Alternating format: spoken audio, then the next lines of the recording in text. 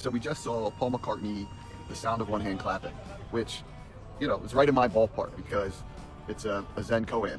What's the sound of one hand clapping, right? And so I was ready for Paul McCartney to get all existential with us or whatever. And what I got was sort of, he had recorded his practice sessions with his band for Wings. He's creative and he wanted to express himself. And that self-expression was like everywhere. And he was taking all different influences and trying all different genres. And it was really cool. So he had his wife in the band with him.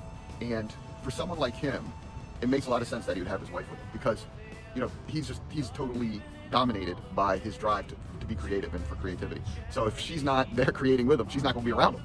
So he's like, all right, you're coming in, come on. The highlights for me, other than some of the great songs that we got to see, was him interacting with the people in the band and telling him what he wanted, because he wasn't a conventional musician. Like, he knew the notes, but he sort of had to find it with the other people.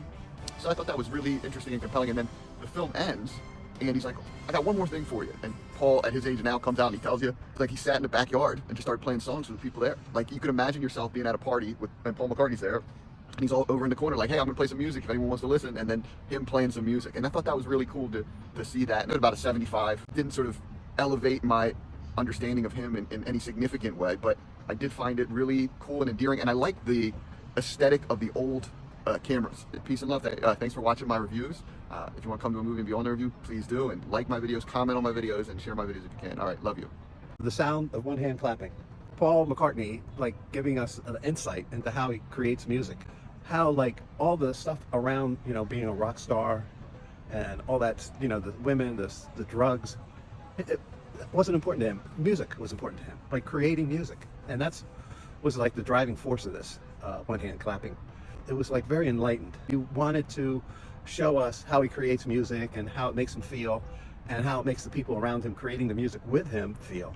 Made me want to create music again. It made me want to start playing again.